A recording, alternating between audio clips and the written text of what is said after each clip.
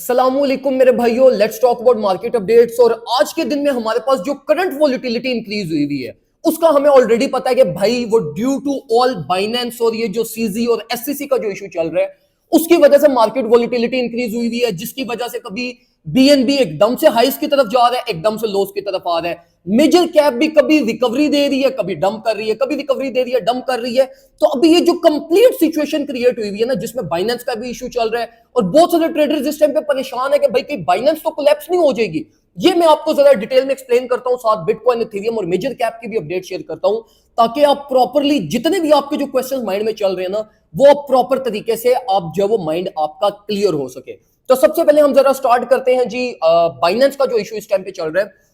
अब मैं आपको इन शॉर्ट चीज एक्सप्लेन करता हूं। देखो जी, बाइनेंस के इशू चल रहा था कि भाई आप लोग मनी लॉन्ड्रिंग में इन्वॉल्व हो, आपकी वजह से मनी लॉन्ड्रिंग हो रहा है, और 4-5 और उनके ऊपर क्रिमिनल एक्ट्स इंपोज किए गए थे। केस प्रोसीड होता था, जज ने भाई कह दिया कि आप $4.3 बिलियन का फाइन पे करो तो हम इसके कुछ सेटलमेंट कर लेंगे, और जो है ना इसको हम किसी भी तरीके से ऑफिशियली आपको लीगलाइज करवा देंगे, या मतलब इसकी फंक्शनैलिटी स्टार्ट हो जाएगी और एक्सचेंज को हम प्रॉपर्ली वर्क करने देंगे।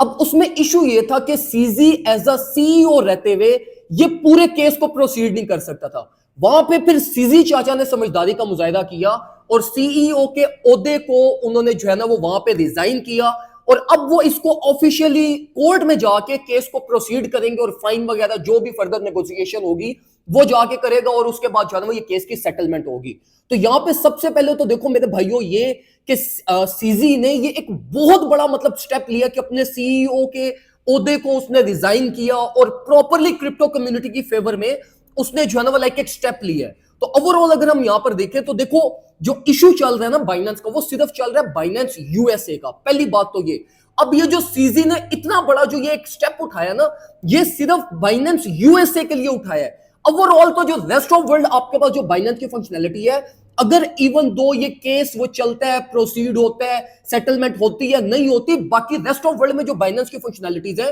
उस पर कोई फर्क नहीं पड़ेगा। फर्क जो पड़ेगा वो सिर्फ और सिर्फ आपकी क्रिप्टो मार्केट पे फर्क पड़ेगा, जिसके रिजल्ट पे हमारी जो मार्केट है वो शॉर्टर पीरियड ऑफ टाइम आपके पास डंप भी कर सकती है और करेक्शन भी ले सकती है। और एक और इस टाइम पे बहुत ऑथेंटिक सोर्सेज आ रहे हैं कि भाई ये जो जितनी भी प्लानिंग इंक्लूडिंग एफटीएक्स और उसके बाद ये अब बाइनेंस के पीछे आई है मार्केट, ये यूएसए स्पेसिफिकली, और ये एससीसी जो आई है, मतलब पहले एफटीएक्स के पीछे गई, अब वो जो है हमारे पास बाइनेंस के पीछे आ रही है। इसके बैकएंड के ऊपर ब्लैक रॉक की बहुत बड़ी मोनोपोली है कि जो मार्केट के बड़े बड़े जो जाइंट्स थे ना, उनको वो आहिस्ता आहिस्ता लाइक ब्रेक करना चाह रही है, उनको वीक करना चाह रही है। तो ये भी इस टाइम पे रूमर्स हैं कि जो ब्लैक रॉक है ना वो साइमल्टेनियसली मतलब एक ही तीर से 3-4 शिकार करने की कोशिश कर रहा है, और अल्टीमेटली मार्केट को अपनी फेवर के अंदर, अपने कंट्रोल के अंदर लाना चाह रहा है।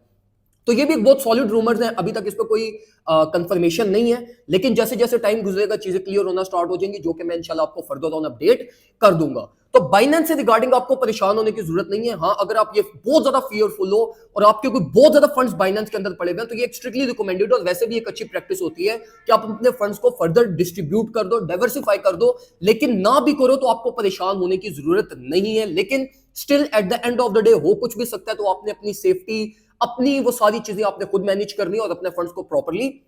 डाइवर्सिफाई कीजिएगा। अब हम जरा मार्केट के बारे में डिस्कशन करते हैं। मार्केट को अगर हम देखें तो यही एससीसी और ये मीटिंग की वजह से हमारे पास जो है ना वो मार्केट में वोलेटिलिटी इंक्रीज हुई, लेकिन एक्सपेक्टेडली मतलब इतना बड़ा इवेंट क्रिएट हुआ, इतना बड़ा न्यूज आई हमारे पास, इतना बड़ी फंडामेंटल वीकनेस आई, लेकिन मार्केट ने उसके ऊपर सिर्फ वोलेटिलिटी इंक्रीज हुई है, कोई मेजर करेक्शन नहीं हुई हमारे पास। और ये चीज हमें स्ट्रेट फॉरवर्ड दिखाती है भाई कि बैकएंड के ऊपर कोई ना कोई मेजर क्रिप्टो इंस्टीट्यूशन ही मोनोपोली प्ले कर रहा है, वरना ये आपकी मार्केट बहुत मैसिवली इस न्यूज के ऊपर डंप कर सकती थी। तो अभी तक स्टेबल है। अगर हम सबसे पहले इथेरियम को देखें, अल्हम्दुलिल्लाह जिस तरीके से हमने अपने प्रीमियम ग्रुप के अंदर इथेरियम का एक कंप्लीट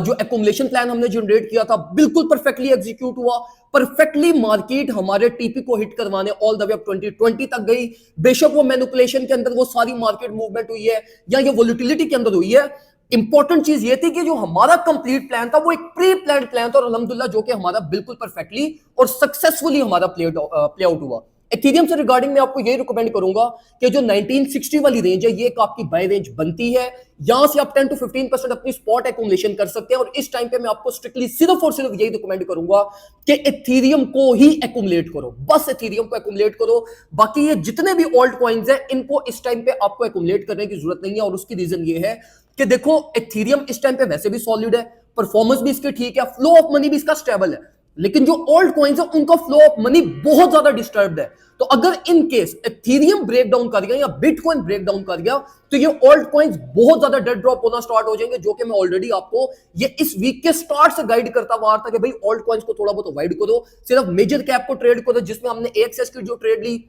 वो उसकी हमने प्रॉपर स्टॉप लॉस ट्रेलिंग की, पॉजिटिव में हमारा उसका स्टॉप लॉस हिट हुआ, एग्जिट हुए, इसी तरीके से एलटीसी की। और एथेरियम के अंदर हमने ये पास 4 to 5 डेज के अंदर 3 स्कैल्प्स किया, अल्हम्दुलिल्लाह तीनों के हमारे परफेक्टली जो है ना वो हमारी ट्रेड्स प्रॉफिट में गई हैं। तो मैं आपको यही रिकमेंड करूंगा मेरे भाइयों, अभी सारी मार्केट को छोड़ दो, स्पेसिफिकली एथेरियम की तरफ आ जाओ। इवन दो मार्केट ने डंप भी करना हुआ, करेक्शन भी लेनी हुई, एथेरियम अपने आप को स्टेबल रखेगा। तो एथेरियम की जो आपकी बाय रेंजेस बनती हैं वो आपकी बाय रेंजेस पहले 10 to 15% 1960 की रेंज से लास्ट में बाय कीजिएगा। उसके बाद ऑल द वे डाउन आपकी जो न्यू बाइंग्स बनती हैं वो आपकी 1920 to 1870 की रेंज बनती हैं, जो कि फर्दर मैं अपने प्रीमियम ग्रुप के अंदर रियल टाइम अपडेट्स आपको शेयर कर दूंगा। तो अगर अभी तक आपने ग्रुप ज्वाइन नहीं किया तो फौरन से पहले ग्रुप के अंदर आ जाओ, क्योंकि अल्हम्दुलिल्लाह हम ये इस करंट वोलेटिलिटी के अंदर भी सेफ वे में रहते हुए रेवेन्यू जनरेट कर रहे हैं। तो स्ट्रिक्टली रिकमेंडेड है, अगर अभी तक आपने ग्रुप ज्वाइन नहीं किया फौरन से पहले व्हाट्सएप के ऊपर आओ, ग्रुप ज्वाइन करो, ताकि आपको एक सेफ वे में रहते हुए आपको सारी अपडेट्स और ईच एंड एवरीथिंग आपको साथ साथ मिलती रहे।